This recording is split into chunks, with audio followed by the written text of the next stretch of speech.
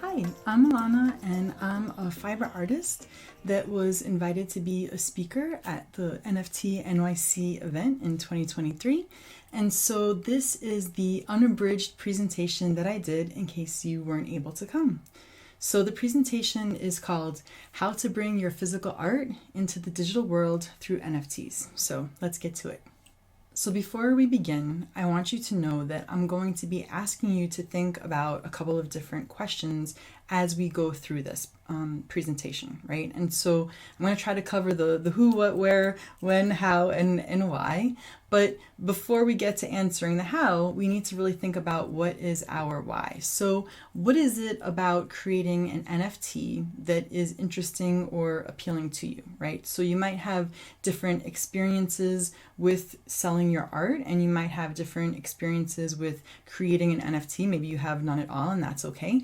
But I want you to think about, why would you want to do this? And if you don't know, that's okay. I'm going to kind of present some different ideas or reasons why. So for example, maybe you're interested in selling your art. That was one of the reasons that I wanted to get into it, because I didn't have my work in a gallery or knew how to get my work into galleries. So I thought this might be a great way for me to connect to people that are interested in buying my art. So that's a totally valid reason, okay? Another reason might be that you might be interested in documenting your work using Web3 and blockchain technology. And so the idea that whatever you're creating, it's almost going into this permanent record of your work and also cataloging it as you create, right? So it's kind of a neat way of thinking about how can you document and basically share your artwork with the world, but in a way that's going to be around for a very, very long time. Perhaps you might be interested in getting into NFTs because you've heard of other artists that are getting into it, and maybe you just want to connect with other creatives. So kind of just like after you graduate from college, or if you graduate from high school, it can be hard to meet people and meet friends that have similar interests. And so one of the great reasons that I love being part of the NFT artist communities is because there are so many creatives in it, and you can really bounce ideas off of one another. So maybe that's something that is appealing to you, to kind of participate with your art in this way. But maybe you're also interested in learning how to collaborate with other artists on projects, or maybe even working with sponsors or companies and merging your artwork with their products. So that's another reason why you might be interested in having your physical work turned into an NFT. And as I said, my reason, in addition to sales, was that I wanted to see if I could bypass having my artwork in a formal gallery. Now, that's not to say that I wouldn't love the opportunity to have my artwork in a gallery, but because there were so many things that I didn't know about that process, not having gone through an MFA program and all of that, I really just wanted to be able to create art and connect with people that were interested in the art that I was creating. And so I felt like getting into NFTs was a great way to start. So think about, what is your why, right? What is it that is making you want to get into NFTs? So when you know your why, right, then you can answer other questions. And the where that we're going to start off with is, you want to be able to find your people, okay? You also want to be able to find the people that are going to be receptive to your art. Right? So there's going to be people that are into, paintings, people that are into sculpture. I'm a fiber artist, so I'm sure there are people that like yarn just like myself. So, you need to be able to both find the people that are interested in your art, but also to find people that are creating art that's similar to yours. Okay. And so when you do that, then you're able to kind of go to the next level and figure out, where could potential collectors be, right? So if you're in a space where you're doing paintings and you're surrounded by painters, then chances are there's going to be people that enjoy looking at, collecting, and buying paintings. So they might kind of occupy that same space. And so another thing to consider as far as finding your people, are they already warm to the idea of purchasing or collecting or interacting with your art? So what kind of experiences do you have as an artist outside of the NFT world? Do you have people that already know that you're an artist? Are you just starting out for the first time and you don't really have any body of work? So those are some things to think about as you begin to go down this rabbit hole of creation with regards to your NFTs. So one of the things that I found was really helpful, right, is once you kind of find people that are creating art that is similar to you, but they're doing it in an NFT form, you want to study them, okay? And you want to study your people. You want to study what are their habits, what are they doing. Now, that's not to say that you want to copy them, but you just kind of want to see what is their process like, okay? So where are the artists that create similar work to you, where are they minting their artwork, or where are they taking their physical pieces and then turning it into an NFT? So as artists, we have lots of different choices of how we can turn our pieces into NFTs, and that includes things like knowing which blockchain to mint on and knowing even what a blockchain is, right? So trying to figure out where are artists that are making art like you. So if you're a painter, right, where are painters getting their artwork turned into an NFT? How are they going through those motions, and then who is collecting their work? So when you finally find those people that are creating artwork like yourself, it's a great way to learn more by connecting with them. Now, you don't want to just go in and assume that they're going to share all of their secrets with you, because that's not how it works. But definitely greeting people and letting them know that you're interested in their work, saying that you're new to Web3, you're new to NFTs, and that you're really just trying to kind of absorb it all. Take it all in as a sponge. Ask them if they have people or places that they would recommend you going to get more information on minting and turning your work into NFTs. These are going to be the people that are really going to help you in that first level of making that transition, okay?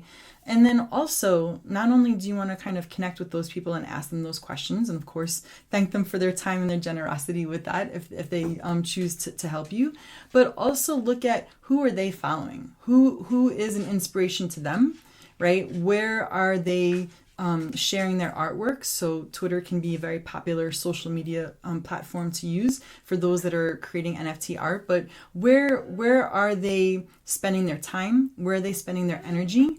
And then that will give you a good sense of maybe where you might want to be putting your energy into as well. Now, the other thing that's good to kind of look at or observe, especially with regards to people that are doing things that are similar to you, is how are they connecting with their audience, right? How are they connecting with their followers if it's on social media, or how are they connecting with their collectors? Do they have a Discord channel where they're keeping in touch? Do they have a newsletter? So you're going to find lots of different ways that artists can make those connections. And so, try to find ones that you feel comfortable with. If you're not someone that likes to go on social media, there's still other ways you can do newsletters. There's lots of different ways that you can connect with your people. The other thing that you want to study too, not only is, where are the people that you admire, where are they minting their artwork, and what kind of pieces are they creating, but you can also study other habits of theirs. So for example, I know when I was starting out, I didn't know how to price my work. I didn't know, anything about that, right? So looking at other artists, I was looking to see how often did they make NFTs, how often did they talk about them, where would they go to talk about their pieces, and why did they choose the prices that they did. So different artists have different strategies. Some artists prefer to do lots of the same image, that's called an edition, right? Multiple of them at a lower price point. Some prefer to do a more rare or unique piece, so calling it a one of one, or a single one-off piece. So each artist has their own strategy, their own way that they like to go about minting and creating these NFTs. But there is an element of marketing to it. So, thinking about what are you comfortable doing, and seeing the patterns that other people, are creating for themselves. And that might help you get a better understanding from more of that business perspective, or from actually selling your pieces. So when I was talking about the one of one or the editions, right? That's another choice that you can make as an artist. And when you're thinking about the number or the quantity of pieces that you're creating, think about how many pieces that you actually create in real life, right? Like how many paintings do you do a year? Okay, now there are going to be things that I'm going to share with you that can help you be more prolific and create more work. But is that the goal, right? Like, do you just want to amass like a large amount of art? Or are you someone that likes to put out like 1 or 2 pieces a year? So everyone is going to have their different styles and their different approaches to it. But, just thinking about what works for you. And then when you see what other people are doing, kind of cherry pick or pick out what are the things that you like that other people are doing. But then you can sort of develop your own approach to this whole art and act of minting and turning your art into an NFT. Now, again, we're talking about your why, right? Like why are you doing this? So when you're researching and you're studying and observing and asking these questions of other artists, ask them why did they choose to mint their artwork? What was it about getting into NFTs that was appealing to them? Because then you might also discover some reasons that maybe you weren't even considering in the first place. So that why is really very important. Even more so, I think, than the how to do that, right? So once you can get your why down and you have your people, now you can start to formulate your own purpose, okay? And so I'm going to give you some suggestions in the how part, right? Like how you can actually turn something that's physical into a digital asset as an NFT. But, take what works for you. And if you have any questions, feel free to reach out and I'm happy to give you some feedback or, my own thoughts on what would work well for you and your work. So with regards to crafting the why, right? Why would you want to take a physical piece of art that you've created and then make it digital and then turning it into an NFT? And how doing all of that, is that going to be beneficial to you as an artist? Okay, so it has to be something that goes beyond money, right? Because if you didn't make any money selling your NFTs, would you still want to do it? And so for me, right, personally, it's a form of expression. So I'm now able to take as a fiber artist this medium that is very, analog and tactile and turn it into a digital form. And that's really interesting and exciting to me. So even if I didn't sell my art at all, would I still be making NFTs? Yes, because it's just something that I enjoy, the process of using it as a way of expressing myself. It's not just a means or to an end of displaying them, right? So really thinking about like, why would this be beneficial to you as an artist to do? There's also, the aspect of being able to connect both with individuals, like I said, those that admire your work, but other creatives, and really being able to have these dialogues with other artists. It can be another reason that you would want to go down this path. There's also the tech piece, right? And the innovation that comes with it, in that being able to create an NFT really allows you to set different parameters and different qualities and properties that your artwork can have that it wouldn't just have as a standalone physical piece. So we'll kind of talk a little bit about that in a minute. The next thing that you want to consider, right, is what is your message or your idea as an artist that you're going to try to communicate while you go from this physical form into a digital form, okay? So what do you want to be known for as an artist, right? So when people talk about your work, what is going to make it stand out or be unique? And how can you establish that with your art in a digital way? Okay, so again, a painter might do a specific, type of skill execution as like a watercolor painter, right? But what is it about the watercolor medium that you want to then turn it into a digital form? Okay, so it can be something where you do, I don't know, like an animation over it or a collage with it. There's lots of different ways that you can kind of piece it apart, and we'll get into that in a minute. But what is it that you want to be known for, right? So for myself, I want to be known as a fiber artist that is approaching the digital medium from that lens. Okay, so that's kind of a very novel and unique thing. I haven't really met many people. I have a couple of friends that I'm going to share with you, but I haven't really met a lot of people that are approaching it that way. And so I feel like this is kind of new ground to explore, and that can be really exciting.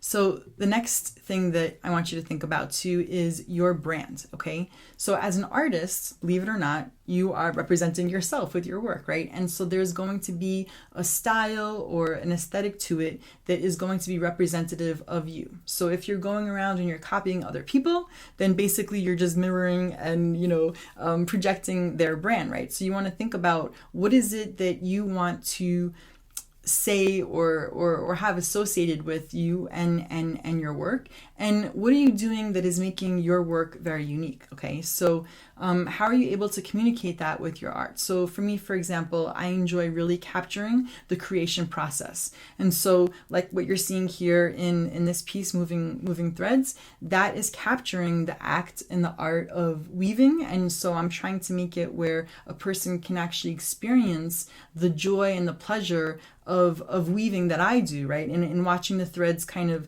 come together from these individual strands into this cohesive fabric.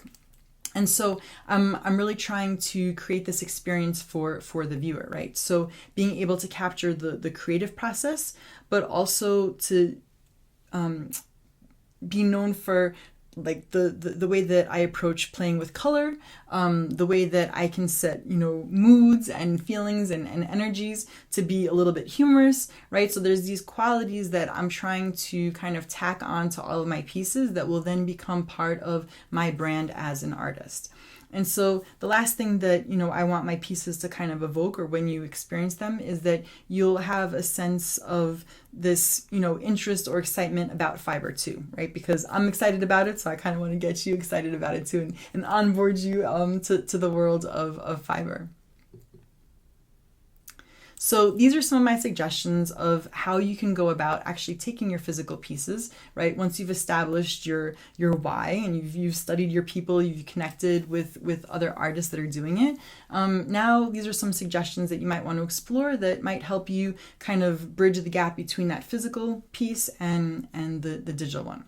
So there might be different parts and times of the creation process for you that you really enjoy, that someone that may not actually be familiar with that medium might really get to experience, right? So for example, if you are someone that works with clay, there might be, the process of, mixing up the glaze, right? Or mixing up the clay, or just, prepping the tools, or whatever the case may be, that people really don't get a chance to see. And so there might be these moments that you find really beautiful or really, moving and powerful for you that you may want to just document by taking photographs of it. So this one piece here that I created is actually part of a collection. So even though I was making one final piece, I really wanted to document the process of the creation, because there's beauty to me in each stage of the piece being built, right? So there's the weaving, there's the embroidery part, I did some felting, then there's the animation. So there's like all of these different steps that if I were to just present it as one finished piece, people wouldn't really be able to appreciate, I think, what went into it. So documenting your work with a camera, of course, photography is in of itself its own art form, but by documenting your process, you can then have a really rich base to work off of as far as imagery goes, right? So we're kind of building up these digital pieces and parts that we can then use both as a finished piece, or we can modify it and create new pieces out of these photographs.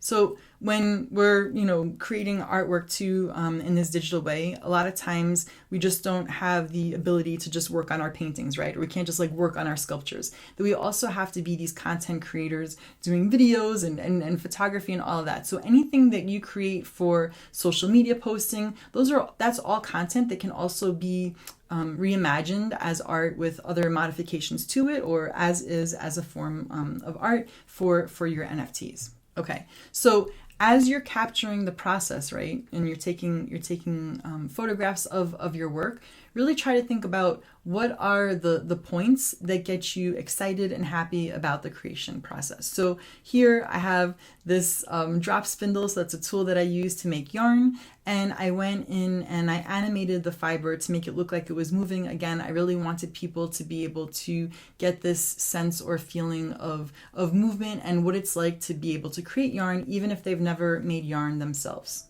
So as a painter, for example, you might want to photograph your palette after you've gone through a painting session, right? So if you're an oil painter and you have all of the smudges and strokes and blending of color on your palette, those could be really gorgeous photographs that you use and just use them as is, right, for creating your NFTs. But they could also be something that you kind of document and do other things with, even though the painting itself is done. So even the painting may no longer become part of your creation process, right? It's more just the act of using the paint that can become an art in of itself too. It could also be, for example, like if you are a musician, okay, so I know this is a little bit different, but if you're a musician, you might want to write a song about a photo from a memorable time in your life, okay? And so it could be something where, it just goes off in a different direction. The other thing too that you can do is you can collaborate with a photographer. So if you don't feel like you have very strong photography skills, you can definitely, have a photo shoot where you can tell the photographer just to capture all the things that they might find would create an interesting composition or a work of art as far as your process goes. And so that's another way that you can kind of capture what you're doing without having to stop doing what you're doing to take the pictures too. And so that can be a really useful tool and a way to capture the full spectrum of what it is that you do, like actually having yourself in the pictures too. So over here, this is an example of one of the pieces that I created. Again, this is from the Glitch Art but Make It Fiber collection that I created. And so this is technically the final piece, right? The one on the right, because I was trying to take this digital form of art that's referred to as glitch art, and then I was trying to make that and recreate it in an analog way. And so even though the video that you see on the right is the final form of it, you can see how all of those other steps and parts and pieces leading up to it became art, right? So that was me capturing the creation process of creating this piece. The other thing that you can do is you can take those pictures and you can modify them by using filters. So if you've ever put a filter on your face when you go on Instagram or any of the social media applications, there's tons of photo editing softwares that you can use, apps that are free, and you can go ahead and put filters over the images, and that can also change the way that your artwork looks, even though you did a photograph of it. That's just another way that you can play around with the composition and the way that your artwork looks. And lastly, as you are creating these pieces that you're considering having them being turned into this digital format of an NFT, really try to think about what is the experience going to be like on behalf of the viewer, right? So like when someone is experiencing your art, what do you want them to get out of it? Do you want them to have an experience that's very different than observing your painting or your sculpture? So for example, in the fiber world, right, someone can come up and they can touch a scarf that I made, or they can touch a weaving that I made. But in the digital sense, that's not possible. So how can I get someone to have this experience of interacting with fiber without actually physically touching it? And so that idea can often drive what I'm doing, where I really want to heighten the textural qualities of the pieces that I'm creating. Over here, as far as using the filters go, you can see that I had the photograph on the left of my weaving, and then I went and I put in this video effect, and so this is kind of giving it that glitching, style of art to it. But you can then take these still images and turn them into videos with these animated video effects. So one of the first people that I reached out to in the NFT art world was the artist Rose Jackson, and she was very generous in talking to me about how she went about creating NFTs and her whole process. And so what she is known for, the material and medium that she uses wool like I do, but she creates felted pieces. So it's a different way to approach working with fiber. So I'm a spinner, so I make yarn, but she's a felter, so she uses it in a different way. But I really loved how she was able to capture the movement in the pieces by adding animating the elements in it, right? And so that really inspired me. Well, if she's animating the fiber, let me see how I could animate what I'm doing. So again, trying to connect with people, get inspired by people, but always making sure to give those people credit. So thank you so much, Rose, for being able to share your work with me and your process with me. I really appreciate it. So another fiber artist that I reached out to when I was getting into the whole NFT world was Jen. And so she creates these Hugga monsters, and she's a crochet. She does collage as well, but she's a crochet artist, and she created this little doll, Kevin. So I have him here. I'm so very fortunate to have him with me. But you can see that she took this physical, tangible, doll that she made and then collaged it into this digital background. So you can take physical things that you create and then add these digital elements around it and modify it, not only with filters but also with like a layering and collaging type effect. The other thing that you can do, which I'm super excited about myself, is trying to take the medium that you're most familiar with and bringing elements of it to life using AI. So one of the things that I'm exploring now is how to create animations, but I really want the pieces that I create to have a very tactile, fibery element to them, right? I want it to look like the objects are made with fiber. And so my vocabulary and my knowledge, having worked as a, three-dimensional artist, now I can bring that into this digital realm by using the words and descriptions and all of that to get that aesthetic that I want, even though it's a purely digital medium. So another artist that has a similar approach is an artist that goes by the name of Pong. And so he is a glassblower. And so he creates these AI animations that merge the world of a glassblower with the animation that you can see. And so, it's kind of giving people a doorway into his world as far as like glass blowing and the things that, appeal to him about it. But it also takes on a new way of presenting it that we couldn't see if someone were just to go walk around his studio, for example, with a video camera. So it's a very creative way of getting people excited, not only about AI and animations, but also about glass blowing as well. So another suggestion in how you can bridge the gap between the physical and the digital is to start off with, again, those photos that maybe you were documenting your process or that you were creating for social media and content like that. And then actually using those images with pairing them together with AI in order to get these new outputs, right? And so what I mean by that is that on the left, I have an image of a woven fabric that I created with my hand spun yarn. And then I started with that image, and then I not only had the picture, but I also added words, and I used them as prompts when I was working with the AI. So the one app that I was using at the time is called Wombo Dream. And so I would take my picture, I would type in some words, and then it would combine both the picture and the words and create these new images. So I just want you to see how varied, the results can be, right? I tried different words and I was getting different results. And so some of them looked more like centipedes, some of them had more of this kind of, floral effect. They looked like caterpillars, that had all these different insect looking like pieces, which makes sense because it kind of has that aesthetic. But, this one I thought was kind of cool too. It goes into a building, so it's more of a landscape.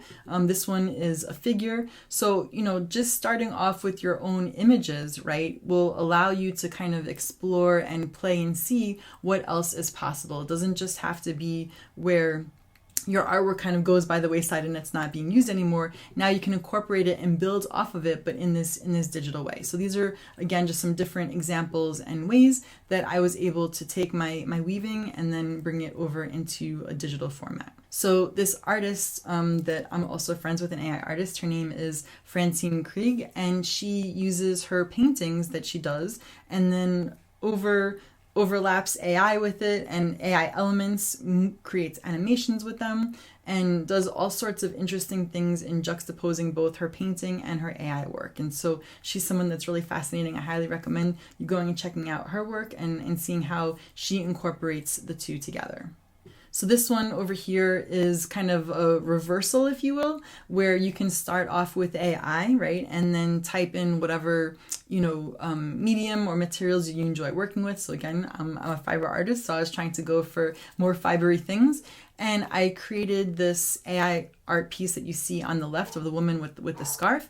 And then I had a really fun challenge of trying to take it and almost using it as a sketch to inspire what I was going to create. So I wasn't able to, do it like 100%, right? Because I was using it as a reference. It wasn't like trying to copy it, but I was using it to inspire what I was going to create. However, if you're a painter and you want to create images like that, another friend of mine that's into AI and painting, if you're not familiar with her name is Hayes Long, and she is an amazing artist that does digital painting. But in this instance, she started off with AI that's on the left, and she used that as a reference to do the painting that is on the right. So it can be a really interesting way to kind of set up your project or whatever it is you're about to create, and use the AI as an inspiration for your own creation. So it's kind of like a back and forth, if you will, between the human input, the AI output, and then the human input again, or the human output again, right? So it's kind of this like really interesting cycle that can occur with you and AI when you work with it as an artist. So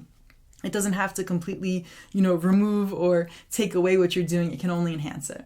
So just to do a quick recap, right, when you're starting off and you're trying to think about how can you take your physical pieces and turn them into NFTs, it's really important that your why, like why are you doing it, will guide your how. Okay, so thinking about where you're going to start with, what is the reason for doing it, and then everything else will kind of fall into place. Again, just to make it go a little bit smoother of a transition, right, is to try to document your process as you create. So the more that you create physical pieces, just document it. And all of those images then become these really rich resources for you to create your NFT art. Like this piece over here, once you finish your digital collaging and whatever else you may try approaching, you can also add animation to it. That's really fun. That's kind of where I'm at now. But you can also add video components. So, just know that it doesn't have to be limited to scanning in the object, right? Or photographing the object. You can also play around with both animating it as well as utilizing AI to help you modify your art. So it can be for your inspiration that you're starting off with, or it could be where you're starting with your artwork and then modifying it with AI. So there's like a ton of possibilities to go in millions of different directions. And lastly, to think about how can you create an experience for a person that is viewing your art in this digital way. So perhaps you have a physical piece that also corresponds to a digital piece, and what is the relationship that they have between the two that could make it a really unique and awesome experience for someone that is interested in collecting your art. And if you have any questions about anything that I presented, please feel free to reach out. I'm happy to offer up any suggestions that I can. If you feel like your artwork is unique and you're not quite sure how to get into the NFT world, I'm happy to give you some feedback, and I hope that my tips were helpful. And if you weren't able to attend NFTNYC 2023, that you got a little taste of what I was going to present. So thanks so much for watching, and I would love to see the artwork that you create and mint. So please share the links with me when you turn them into NFTs. Take care.